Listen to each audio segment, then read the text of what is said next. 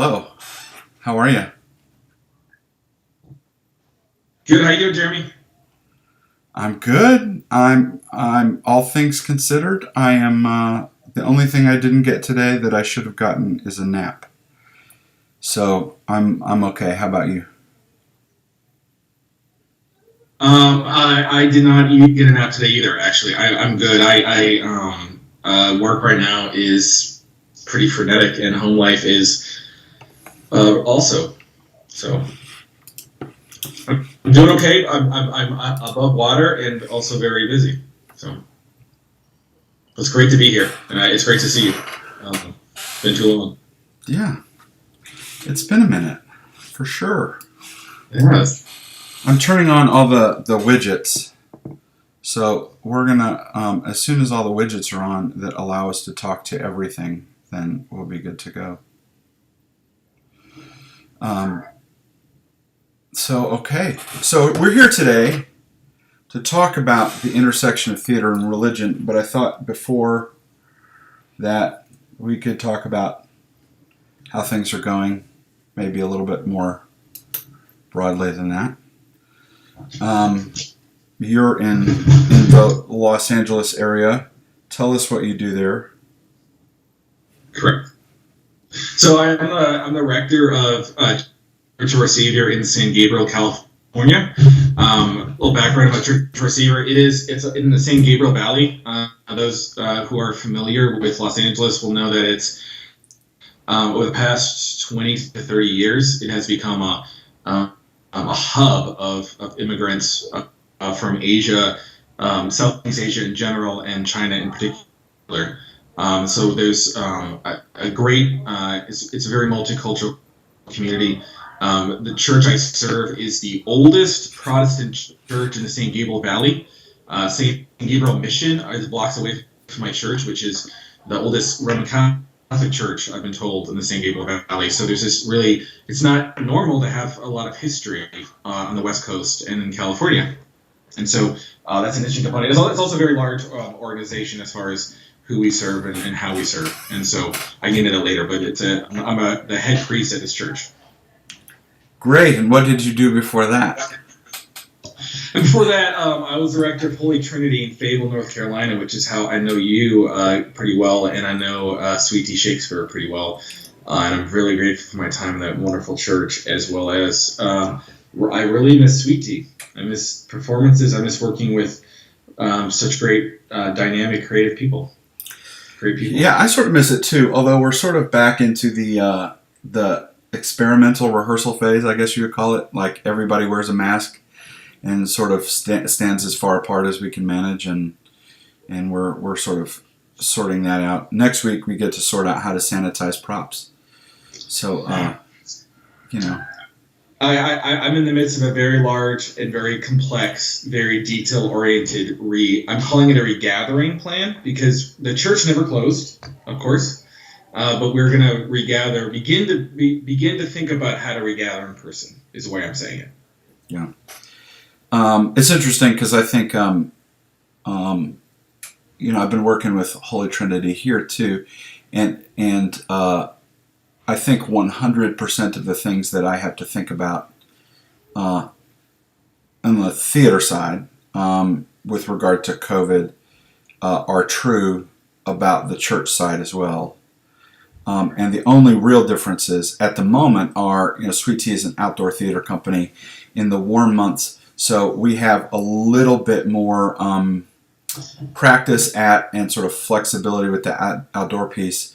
But if it's indoors, we're sort of talking about the same things, how to gather, how to seat people, how to time entrances into the building, and all kinds of other things. And the sanitation part of that too, and the accessibility part too, which is like, one of the reasons we're on video is because, and we'll be on video, even if we go back to in person, at least to some degree, is because access means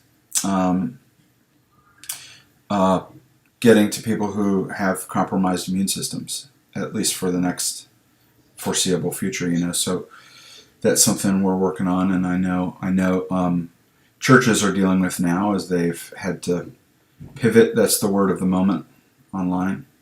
Yep. So tell me, we'll talk more about that in a minute. Tell me your sense of things.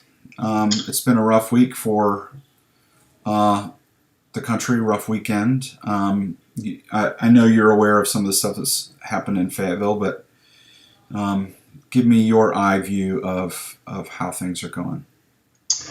It's a pretty tough time right now.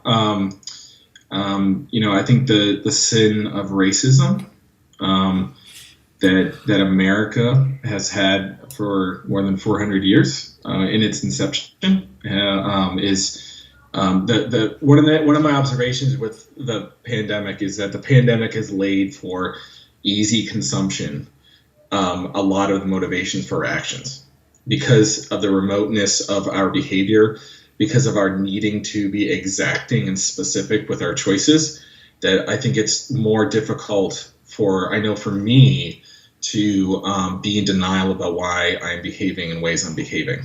And so after the murder of George Floyd,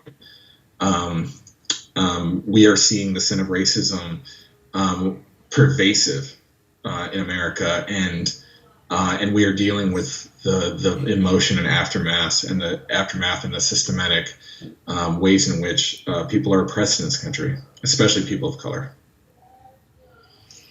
While we're trying to figure out if regathering in person is safe.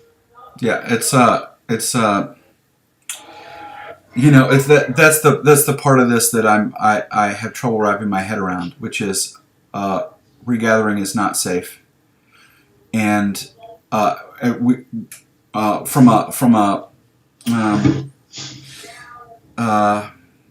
sorry, I'm sort of thinking this out for the first time, but you and I, in our roles of extreme privilege, are sort of sorting out the sort of country club operations. You know what I mean? Like how to get groups of people back together. For me, it's pay the bills. I know for churches, it's probably pay the bills. And so we have that problem of like whether it's safe and, droplets and all of that kind of thing. And certainly there are other people who are operating, and rightly so, without that privilege and without... not without those concerns, but certainly setting those concerns aside because there is a deeper, more fundamental problem that needs to be addressed. And so thank you also for using the word sin. I personally, by the way, everybody out there, Sweet Tea Shakespeare is not a religious organization, but we are talking about it today. I grew up with a sort of evangelical background where sin was a thing that people did, where you could, you personally ran afoul if you looked at people a certain way, if you said a certain word, whatever that was, and they were mostly 4-letter words, and the people you weren't supposed to look at in a certain way were, I don't know. It was all about the personal experience and the all of that. And I have come to learn, thanks in part to your guidance and the guidance of many others, that word sin is I think better situated to sort of our corporate and societal life. And the things that we get wrong. You know what I mean? To a degree it's helpful. I would observe. I'm by far not the first person to observe this. Many people smarter than me have observed this. That we don't know how to talk about sin anymore as a church, much less as a culture. Thomas Aquinas, I believe in the 13th century, defines sin as orientation towards or against God. Meaning, like, is your heart towards the good, or is your heart not towards the good? And your heart not towards the good is not some sort of embodied devil, but it's sort of the absence of good. And so what's important about that is sort of like, where is our orientation? And the church has a long history of watering things down and treating people like they are children and infantilizing them. And so I think what happens over time is people like me with a lot of privilege think that they need to water down what sin is to people who actually are well, have plenty of faculties to understand it for themselves. Mm-hmm. Yeah, it's well, thank you. First of all, I do want to circle us back to talking about this sort of intersection of theater and church, and I think this goes. I mean, I think it does have to do with like the sort of form and the technology on one level, right? So like the technology that is a person or people standing in front of another group of people and having something to say, and those people have something to say back, and the sort of pageantry of how things work in a theater and how things work in a church, but also right, they have similar sort of roles in terms of a civic responsibility and a civic place, and so I just would love to hear your thoughts on that. I completely agree with you about a lot of in theater, the organization of putting on theater, the implementation of it is very similar. I would even also, you're in theater, that your background in trade is theater, so interrupt me if I say something right. But in theater, in art, you're trying to capture a sense of what the human experience is, and you're trying to put on play in acting. You're trying to capture an essence of human experience and emotion and suffering or joy or comedy, whatever it is. There's this word in theology called anamnesis, ANANMESIS, and it's about what we do in church is reenacting in a sense, in a way that's much more, it's memory, but it's a deeper memory that forms who we are. We are recapturing the essence of the human experience that I think is very similar between liturgy. The word liturgy, which is worship, literally means the work of the people. I mean, theater is the work of the people. Theater is the work of the people reenacting aspects of the human experience. And that's what church done well, that's what liturgy done well is doing. All right. Yeah, and that word points to a sort of collaborative approach that's common to both, and certainly one of the things I talk about in my intro to theater classes is this thing called the complexity of means, which is like it takes a lot of people and a lot of sort of modes of thinking and modes of doing to pull that thing off. And that's what sort of sets the theater of church, the theater of performance, the theater of dance, the theater of music, all of those things it sets aside from like solo acts and that kind of thing, because it takes a lot of ways of doing to get it done.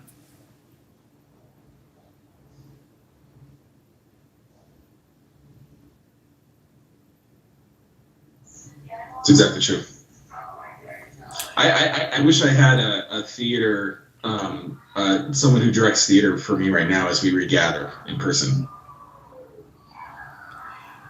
Well, you can always hire me. I'm a very expensive consultant, but I could use a trip to California.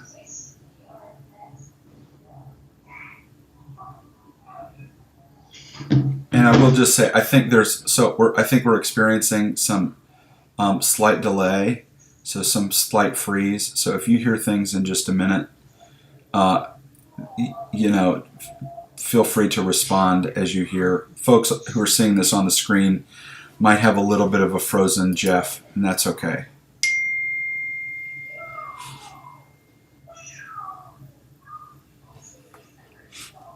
We're seeing this on the screen.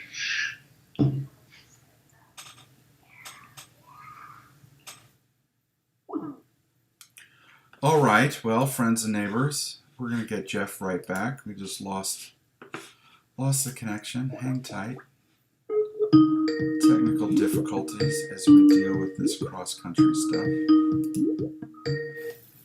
All right, we back? You're so back, I can't even. Hello. Okay. We're working now. Yeah. Can you see me now? Yeah, we can. It's a little. Can you? Yeah. Yeah. So you were saying you wish you had a theater person around, and I was saying you can hire me. I'll fly out as a consultant. I'll wear the mask and the hazmat suit on the plane. We'll make it work. Okay. Be good to see you. Be good to see you. Yeah. Really would. Nice. So, tell me about what you think the sort of institutional part of this, right? So the institutional piece of, the church is occupied, religion is occupied a sort of place on the street corner, and what do you think that is these days? What do I think the street corner is? Yeah. What's the role of that organization, that enterprise, the gathering of people to sort of do a version of theater over and over again? That's the question we're asking, right?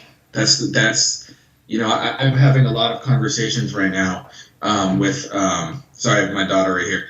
I'm having a lot of conversations right now with different ministries and different components of my organization. It's right next to my bed. Hi, Eleanor. Okay, go ahead. I'm on a call. So I know. So much of ministry is so much of the church. We're striving to be Christ's hands and feet in the world. That's a churchy way to say we're trying to make the world a better place, right? And in order to know the way the work to make the world a better place, we have to have a good assessment of the way the world is now. And one of the biggest challenges right now for the church, and I would imagine for theater, is knowing what the world will look like when we get back to like a semblance of normalcy. When we get to a semblance of knowing the way society and culture are going to interact, then we might know how to supplement and how to add components that people need in their lives. Yeah, I think we've been doing a lot of thinking about that too. It's like the sort of hold on just a second. All good. Just a second. Well, it's the wonders of dadhood. He's got young ones. But one of the things that we're thinking about in the theater side is simply what the future is going to be and how we're going to kind of define it. I was just saying the thing we're thinking about on the theater side is sort of like what that future is and how we can begin to experiment with it.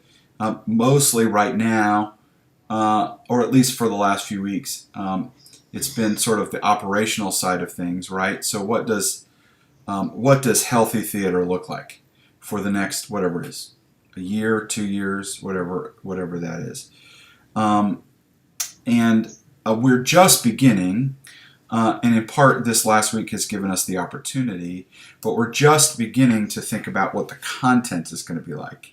So there's like the way of doing it, right, and the sort of function that we've got to figure out, but I mean, one of the things I think we've experienced over the last few weeks, sort of on the COVID front, is trauma, right? And so we're like having this big reaction. We're in the middle of a reaction. We don't even know what it is yet. We're not in control of it. And then when we encounter a week, beginning with the George Floyd murder, but actually it goes back to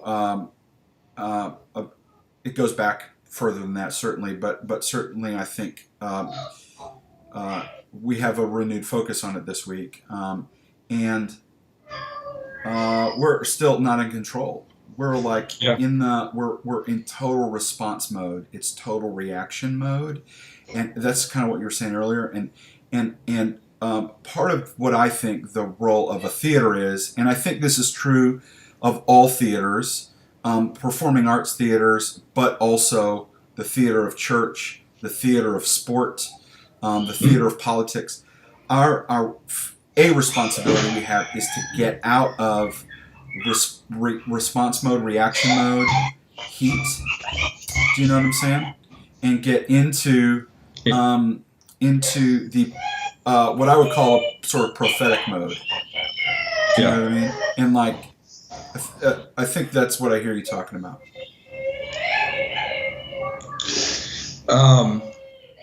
Well, and we need prophecy. Hold on just a second. Hey, everybody out there! As we're taking as Jeff is minding his household as he should, go dad mode. I just want to invite you to ask questions. So you can do that in the comments. We catch them. Whether you're on Facebook group, YouTube, Periscope, any of those things. So just post questions if you have them, or just say hi. Saying hi is totally allowed. You're back. Hello. Sorry. No, dadhood is great. Children. It's all good. Children. Yeah. There's a kind of theater to that too. So yeah, I mean, like that's what I'm as a theater producer. One of the things that I'm thinking is like not actually. I don't want to be. While I appreciate and am in and thinking about what the personal, organizational, societal trauma response is right now. I think actually my responsibility fundamentally is to sort of see around the bend to the new future and to begin to articulate what that is. Yeah. And I mean that from a theater side, articulating what that means is sort of creating a world that you're going to see. From a church side, I wonder what that looks like. Me too. That's a great question. And I don't have an answer for it. I think that we're going to be fumbling. We are already fumbling into what the church is post COVID-19. We've already done it. I mean, as far as we basically watched the institutional church go digital within a 1 week time frame, sometimes 2 weeks. That's a pretty catastrophically unprecedented change in the church, and it's just the beginning. I think that we will continue to experiment and fail, and then discover what new modalities and paradigms are effective and helpful and safe. Yeah, one of our company members, Jay Moran, is asking sort of what prophetic in what way, kind of what do we mean by that? And I will give my answer first, and then let the actually trained clergyman answer it. But what I think it means is a sort of countercultural presence, a voice that says there is another way of working, and I don't exactly or entirely mean that in terms of content. Like, although there are examples of prophets who stand before the people, whoever they are, and say, you are wrong, change your ways, all of that. But I also mean people who are sort of present in a different way, who are working against the flow, who are I think I used that word, countercultural in some way.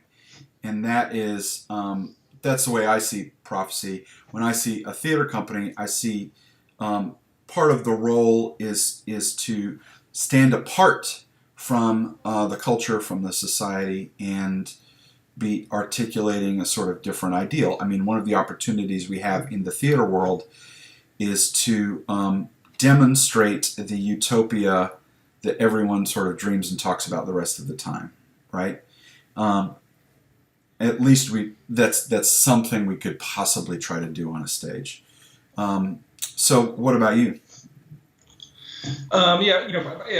Classically, prophets are people who the word prophecy is most often used kind of as a um, hearing someone say a hard truth that you don't want to hear, and that is a form of prophecy. But it's also prophecy is declaring for the common consumption where God is and the perspective God has, and sometimes that, or very often, that's news we don't want to hear. But sometimes that's news of hope, and sometimes that's news of joy and comfort. And so in many ways, the prophetic tradition and is about which I would imagine. I'm not theatrically trained. I would imagine that the different avenues you could go in theater would capture a lot of different perspectives. I mean, right now it's like the church is woefully like, we have to be naming the fact that George Floyd was murdered. We have to be naming the fact that we live in a country founded on hundreds of years of slavery. We have to bring forward the fact that so much of our discussion around reopening takes a lot more financial and capitalistic lenses than lenses of health and life and wholeness for those most vulnerable. I mean, that's just an example of perhaps, and this is a really hard thing for the church that I know people like me are constantly trying to figure out. What does God think right now? I don't know. I'm working on it. I'm asking. I'm looking. Yeah, I don't even know what I think right now. You know what I mean? Right. Yeah. And that's a different thing to sort of throw out, and it brings me back to this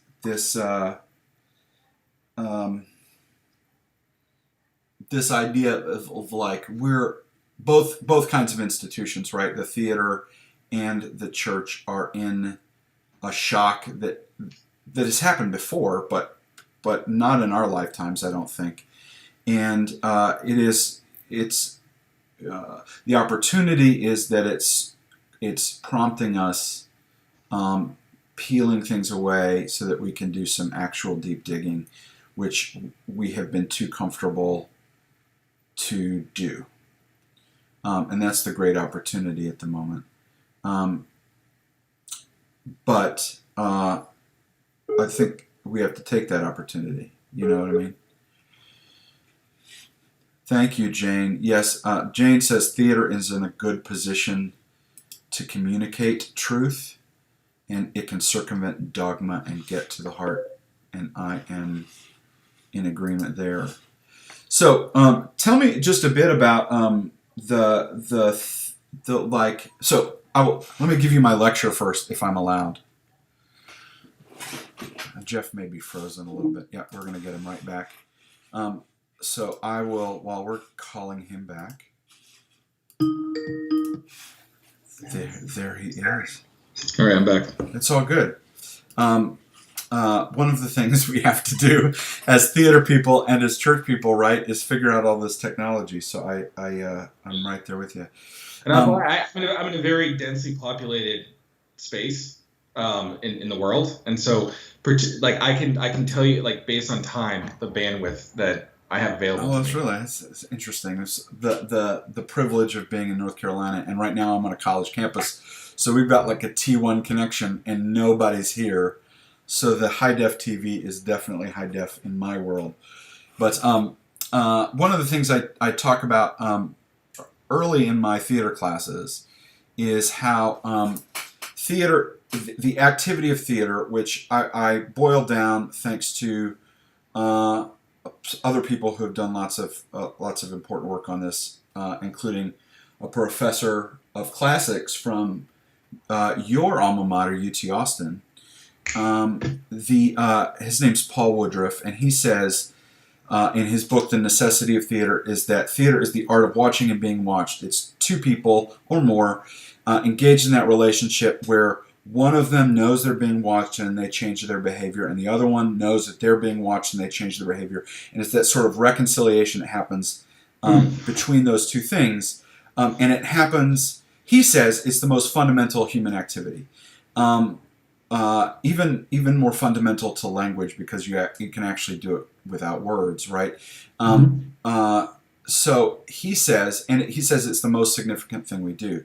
He says it's what happens at Longhorn football games, and what happens in the church, and what happens at the bowling alley, and what happens at the grocery aisle, and the classroom, and all of those places. And certainly theater, performing arts theater, is this like formal version of that.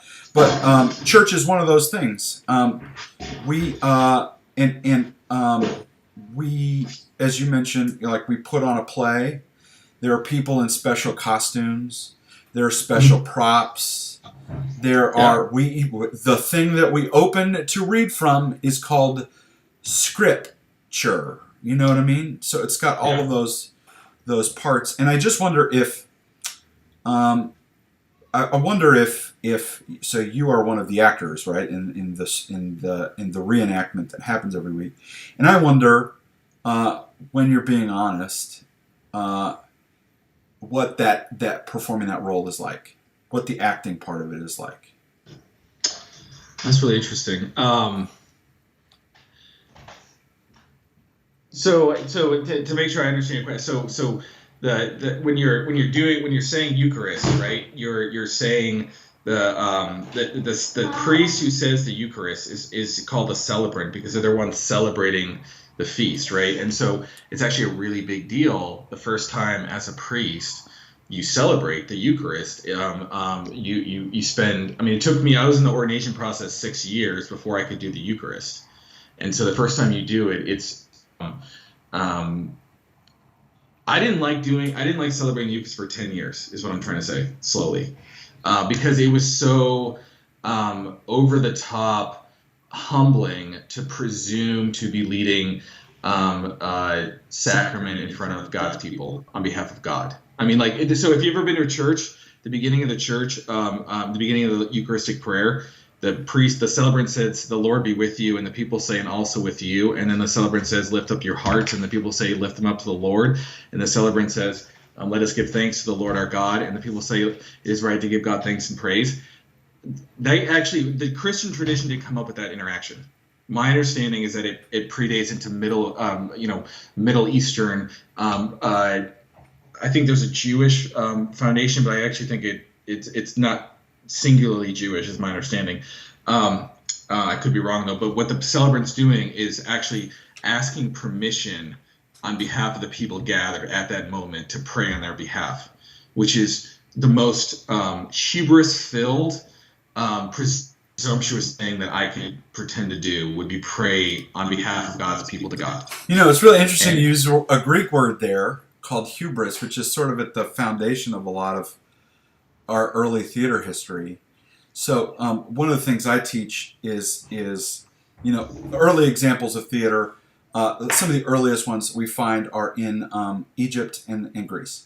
In Egypt, there was this thing called the Abydos Passion Play, and I'm being very reductive here, but the general idea is that a priest became an actor playing the god Osiris, was paraded through the town, walks up to the temple of Osiris, kind of waves to the crowd, says a few probably scriptural lines of some sort, and then goes into the temple of Osiris, where he is shut in, ritualistically speaking, for 3 days, dies, and comes back to life after 3 days. So there's some theater there too, and we can, that's for another day when we're smoking and drinking. But so there's some stuff there. But then when you move to Greece, the concept we use called the theory of ritual origin, which is that theater gets its start in ritual, in basically what we consider church service, and the early stuff, and it lasted for a long time, is the worship of the god Dionysus, who, among other things, is the god of wine. I'm trying to remember. Yeah, he has a whole. He's a god, and he falls down to earth and dies and is resurrected too. But it's a little different, and there are details involving nymphs and naiads and things like that. But interestingly enough, we got this god dying and rebirthing thing. But he's the god of wine, and so the thinking is, you want to honor the god of wine, so you say some words over the glass of wine, and then you all drink some wine, right? And so there's this in the foundation. There is some there's some information there that has been transmitted to the way we practice today, right? From other, from pagan traditions and other traditions. But I think more importantly than the novelty of that, let's say, is the idea that that we human beings have had this urge to do this thing, to do this pointing out of things, to push a voice forward. The early Greek dramas didn't have an actor. They were all just a chorus of people talking. And then out steps this actor with that kind of hubris you talk about. And then, we go on from there. And then I think those two things, the theater, the performing side of it, and the content side of it, are talking to each other continually. And then, at some point, the religious side just keeps doing what it's doing, and the theater folks branch out into different they're doing comedies and they're doing other things. But it's interesting to me that then, early on, even before that stuff, there's this ritualistic urge of human beings, and it's just stuck with us. And it's true whether you're in a sort of formal tradition like the Episcopal Church, or a really, really informal, one like maybe like an evangelical place. Well, I think about how I would say I've done more funerals than I could count. I mean, like probably at least 100. Every 98 of those 100 funerals, people tell me, I don't want to be like those other funerals that are all sad. I want to celebrate life. And I hear them and honor the unique experience they are desiring. But the ritual you're talking about, that's what, when we celebrate life, we're celebrating life. And so my point being is, in that kind of professionalized Wikipedia, I can study everything and learn how to do it myself reality. One of the things we've lost is how we have millennia of rituals that the people who've gone before us have created, right? And we need to reinvent them and adapt them. But at the same time, I think that, to use the word hubris again, there's some hubris in me, Jeff Thornberg, thinking that all of a sudden I am going to rewrite rituals for human experience. I can rewrite them, but there's a lot of hubris in me thinking that my perspective in 2020 is completely independent of anyone else. Yeah, I got this. We're going to be special. Yeah. I want my wedding to be about our love, not about God. I've heard that 100 times too. And I just offer that. It's just one of these things where I think people think that ritual looks like weddings on days of our lives, or funerals on days of our lives, and maybe they haven't experienced enough real life to know that. I wonder if there's a theatrical equivalent. Like, people watch Broadway at home and they all of a sudden think that they know what Broadway looks like. Sure. I think there is that. Theater attracts the. It tends to attract. Let me put it this way: it tends to attract people at the behavioral and social margins, who have already, or creative margins, who have built into them some sort of reaction to whatever else is going on, and so there is a sort of corporate theater that does happen. I think most theater folks think of themselves as sort of in that reaction. They're uncomfortable in the box, so they want to be out of the box. And there is at the same time, I wonder, sort of urgency about being so different, I guess, that they don't recognize the things that they already have in common and the things that they're already doing. And it's like a constant reinventing of the wheel kind of thing. But it's interesting because, like, you bring up weddings and funerals, and this, I mean, sorry, my brain is all over the place, but it's going back to the Dionysus thing, right? Where that early work was about celebrating death and life too. That early work was at springtime the plants grow and the flowers grow, and that's a creation of life. And the plants I'm specifically talking about are grapevines, right? And in the fall, those plants wither, die, leave their fruit. That fruit's crushed up, and there's a death ritual there. So the Dionysus work was about the birth and death. And when theater began to sort of mimic that behavior from the natural world, we got a lot of ways of telling stories, rituals, and sort of the function of doing plays, or I think even doing worship, that is focused on that death-life cycle. Let's build something. Let's put some props together. Let's put a story together. Let's construct something temporarily, and then let's destroy it, right? Yeah. Symbolically. And then we're going to get together tomorrow, next week, whatever. We're going to rebuild the thing, and we're going to celebrate that, and we're going to destroy it. And then we got really clever about it and did it seasonally too. So, and then, you know, the church has mastered the work of the seasons, I think. In ways the rest of us are still figuring out. I'd say that the older I get, I'm not that old, but I'm getting old. The more wisdom I see in the church season. It's kind of cheesy when you learn it when you're a kid, but like, yeah. Well, and it's so interesting because like that's another theatrical term and a natural term that we both use. You know, the church has a liturgical season over the course of a year and over the course of 3 years in the Episcopal tradition, and we have seasons in theater where there's a cycle, there's a way of storytelling, it's a I don't know. It's a way of presenting the story, right? It's a presentational model that contains within it, you know, whatever we're trying to say, I guess. You know, go ahead. I find myself in a lot of conversation in church circles where people get really worried. I mean, for obvious reasons, everyone's worried about sustainability in all areas, right? One of the things that I have conversations at church often where someone will say, "Wouldn't it be great if we could do that thing?"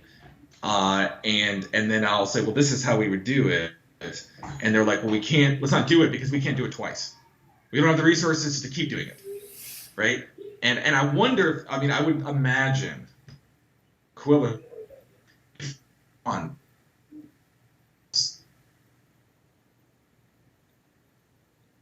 I think we got stuck again. Oh no. He'll call back in a minute. While we're waiting on our young friend, Reverend and nearly Dr. Thornberg, I just want to say, if you like these conversations and you're interested in more, we'd love to have you on the show. We'd love to hear questions from you or show ideas. You can email us at sweetteashakespeare.com there at the bottom of the screen. We also need your regular support, and that link is down at the bottom of the screen under Jeff's name. That's patreon.com/sweetteashakes, where you can make a pledge of $5 or more a month, and it will help fund our stuff. It funds our staff. Goes to people first. And we also have I should say, hello. We're getting you there. I'm waiting on your picture. You're back. I was just saying, I was making some public affairs announcements in your absence. And anchor.fm/sweetteashakes is the home of our podcast. So you can visit there too. Hello again.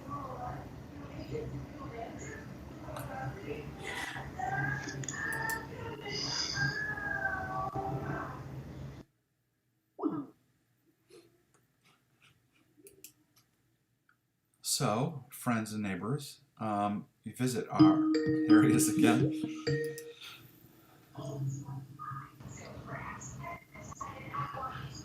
You there? All right. Let's see. All right, I can see you. Okay, See great. me? Yeah, we got you. We're back. Sorry. Man, Los Angeles has got traffic problems all over the place. Yep, I have a sexton running around trying to fix stuff, so it's probably not helping. That's what I'm trying to say. It's all good. It's all good. Yeah. So what else you got? I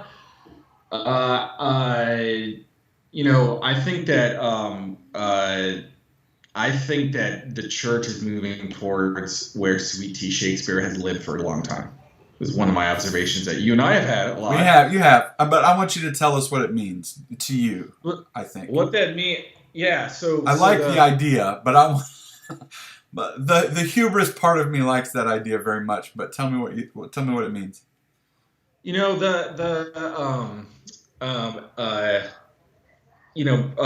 lot of the assumptions of the paradigm of church in 2019, I'll use 2019, is really based off of like the baby boomer generation, like post World War II America, right?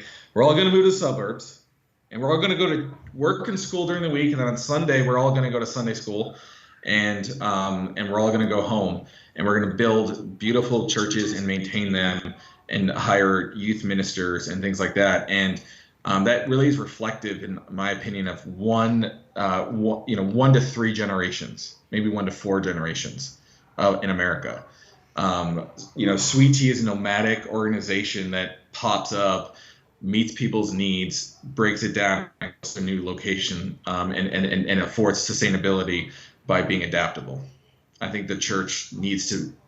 Those are qualities that I think the future of the church will be utilizing verbatim, like constantly. Yeah, I think that's you and I have talked many times about how I feel like churches and schools are like the least used buildings in their communities, despite as you look back over, say, the last 70 years, maybe more. That's the 70 years I'm aware of, most aware of. Is for the we think they're important, they are important, and we build these huge buildings for them, and then we leave them empty. In the case of a school, it's like, I don't know, 3/4 or 2/3 of a day, and of a year in most cases. And churches, it's like 80% of the time it's empty. Might get used by this little group over here or over there, and I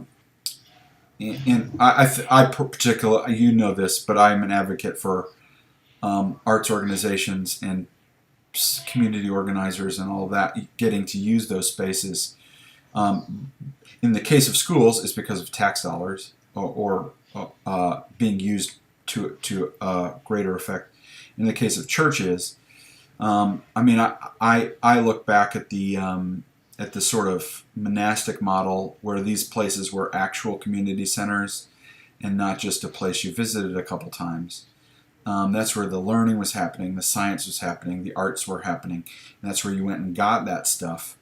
And actually, part of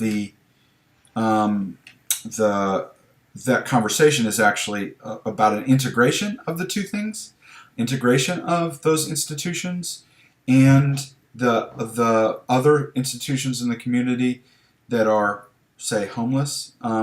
Nomadic is a very generous term. It's true, but it's a generous term.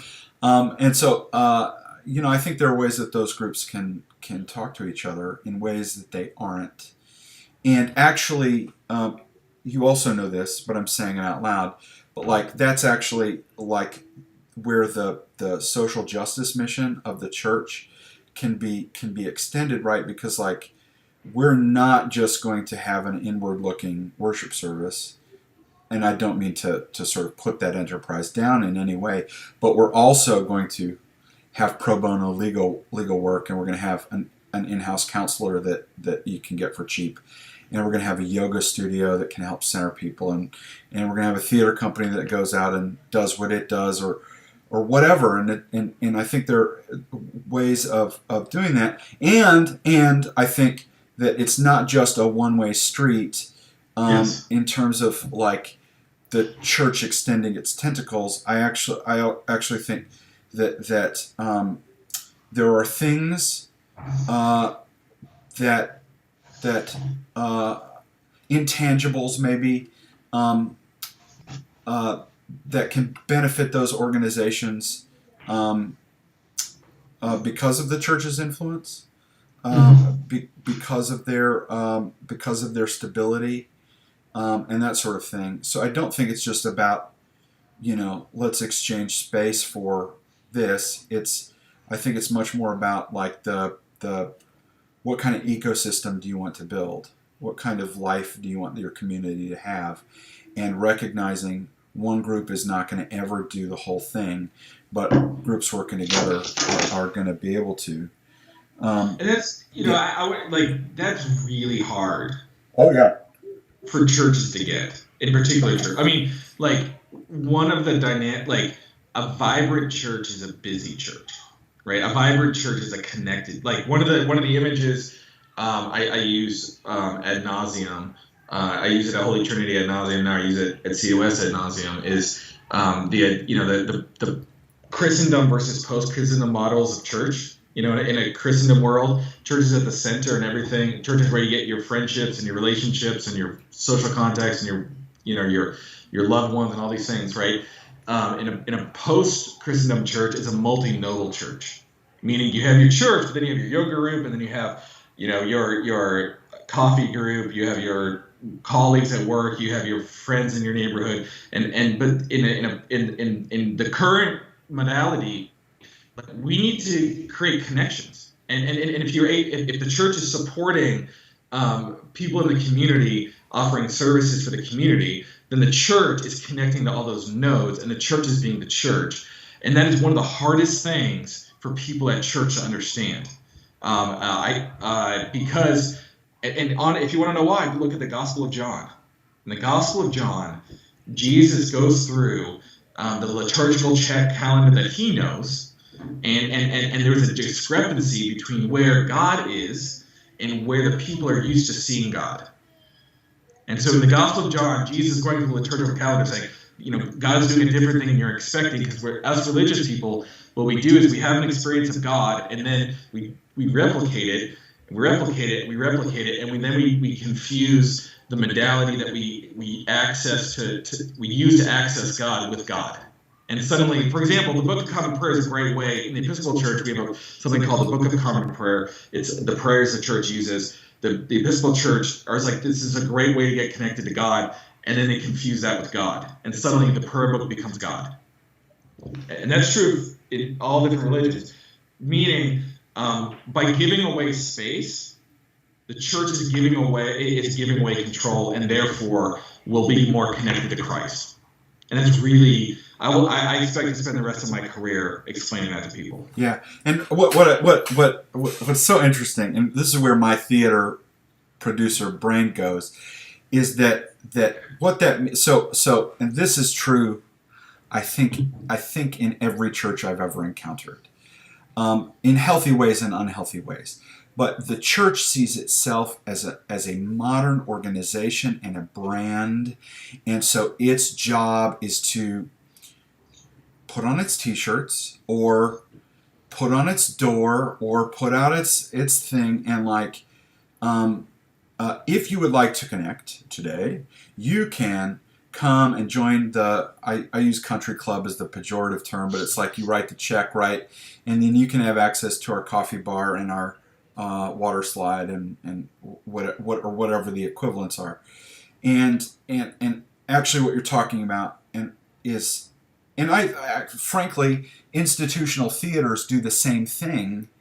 I'm thinking like regional theaters where it's like, we're going to build this big cathedral to art, and you're going to come, and actually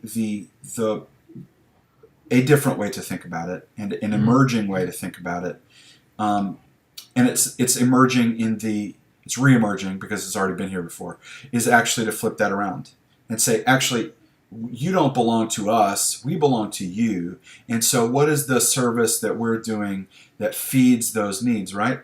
And it's an exact opposite way of thinking. It's hard because all of the other models that we have are membership models. Everything that we've been taught in our culture is a membership model. You subscribe to things, you know what I mean, and like that's what tithing looks like in church. That's all that. That's what I was talking about when I was talking about you while you were gone. I was mentioning Patreon and making monthly pledges because that's how it's built. Yeah. And I'm not saying organizations don't need money. Don't hear me. But actually, what we should be asking is, what are those organizations? How are those organizations? How do they belong to the community? Do you know what I mean? Yeah. And actually, that's not the end of it either, because what we're really looking at is we're not even in the organization exclusively talking about that. We're both in it and outside it. We're both members of Sweet Tea Shakespeare, members of Holy Trinity, members of Church of Our Savior, but we're also members of Fayetteville, of Cumberland County, of the local gym, of the local theater company, of the local schools, and all of those memberships sort of overlap and talk to each other. And that is a kind of sort of institutional intersectionality, I suppose you would call it. Yeah. Well, as you're talking, Jeremy, it occurred to me that it's hard to sell it's hard what I do for a living. It's something that's hard to sell because what I'm selling is transformation of one's own individual depravity. And I love the word depravity. I'm not a tulip guy at all, right? But one of the hard things is sort of like what we're offering is transformation away from self, and that doesn't market very well. Like, here, come to this thing and realize how much you're not getting it, and how wrong you were. Yep. Right? And I would imagine there's a similarity. I mean, theater is not to pacify. It can be, I would imagine, but that's not really what it's. Why would you just do that, right? It's for transformation. Yeah, and that word transformation is a word we use all the time. We use it in the acting process. We use it in the way we talk about what we want audiences to experience. And it's really interesting because you mentioned depravity, and so this is where you get the Fiebig pushback a little bit, because I think that's 100% true. And the oxymoron of the enterprise is to be doing that at the same time saying you're safe, you belong, you're here, everything's okay, you're taken care of, all of those kinds of things. We're in the I have a do you know what I mean? So that nope, you're not singled out. No, it's not dangerous. No, we're going to be able to talk about that thing, and that it comes from a posture of like commonality and hospitality and all of those things.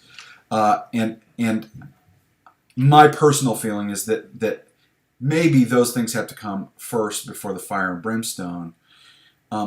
But once you've built the trust, the fire and brimstone absolutely has to happen. That's the sort of forward-moving prophetic work. Do you know what I mean? He knows what I mean. He's just frozen. Yeah, Nathan calls for pop-up church.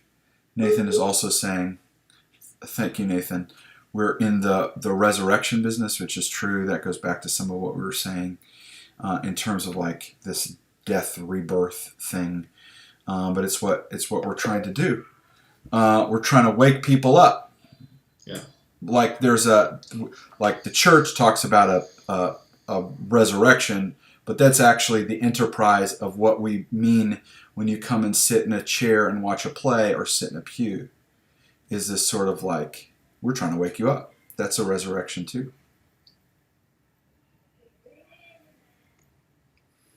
So, we're just doing the Skype dance. You there, man? The Skype dance is happening. I should have music for this. Thank you, Nathan. Thank you, Jane, for joining us. Are you back yet? I'm back. Great. Thank you, sir. It's all good. So, what else you got? We can wrap up soon. Well, I mean that's it's just I just really I just want to lift up how much my time with Sweet Tea affected how I do what I do, and the resource of expertise that people who do what Sweet Tea does brings to the table. Well, thank you for saying so. I did not get to theater like as a understanding it or practicing it until high school. I grew up in the church. My dad was a Southern Baptist pastor of all things. He has since awakened, become enlightened. Sorry, Dad. It's true. But that was my sort of I just understood the economy of a church, the ecosystem of a church, the way it worked when it was doing its good work, and that has certainly influenced my thinking pretty deeply on the Sweet Tea Shakespeare side, both in terms of like what I want to underline of things I like, and I will say for Sweet Tea that is mostly potlucks. And in metaphorical and literal terms, like people gathering around food, is something that I think that the church does better than anybody. And they do music. At least in my tradition, they did it pretty well, and so that's something that's informed the Sweet Tea side. And commentary. I have a whole lecture, as you know, on the Episcopal hymnal, but we'll get to that another day. One thing I wanted to add is in my current church, I'm doing a lot of work around multiculturalism and basically work on whiteness and meaning like having people like me who are white needing to work on what it means to be white and what it doesn't mean to be white and what we bring with ourselves because of who we are and what's happened. But when you have those conversations, you create a grace margin, we call it, and often that's musical. And often that's trust. And one of the things I want to commend, I if you all call it this, you haven't never told me, but Sweet Tea creates a wonderful grace margin as you enter the space. Mm-hmm. And actually, like what I'm reading right now is like, how do you create it both in physicality and as well as in music and art? How do you create a margin by which, as people enter, they are safe to be vulnerable? Mm. And that's something that I think the church needs to learn more of. Because it was struck by how you're talking about how do we enable people to feel safe so that they can do their own work, so that we can therefore have the world can be a better place. Yeah, and so their work will matter, right? Yes. Because like the rest of, and I know it's new with social media and everybody talks about social media all the time, but it was true before social media. Everybody comes with the defenses up, and one of the things music does, as an example, but also good conversation and good fellowship and food, is like break some of that down. Yeah. So that the red can talk to the blue, can talk to the green, and so on and so on. And yeah, I think that's something that does make the work of Sweet Tea Shakespeare sort of absolutely evangelical from a formal perspective, and you know, not exactly from a content perspective. Certainly, I mean we're doing a civic religion, and Shakespeare is the closest thing to a sort of civic religion I think that we have. That is the kind of global in that way. Well, all right. Thank you, it's sir. Good to see you. Yeah. Say hello to Tell hi Andy to and the kids. Say hi to Nan for me. Will do. Yeah, I think I don't know what we're eating, but it smells good. So I'm gonna go grab some food. Thanks everybody for listening, tuning in. Just want to remind you that podcasts and live streams are up all the time here, wherever you're seeing it, and on anchor.fm/sweetteashakes. You should join one Reverend and nearly Dr. Thornberg in becoming a Patreon patron of Sweet Tea Shakespeare. He is one. I am. And so you should become one too. And so we'd invite you to do that. Anyway, thanks. We'll do this again. Yeah, and maybe in LA. All right, I can that we can work on. All right, love you, brother. Talk to you later. All right, peace.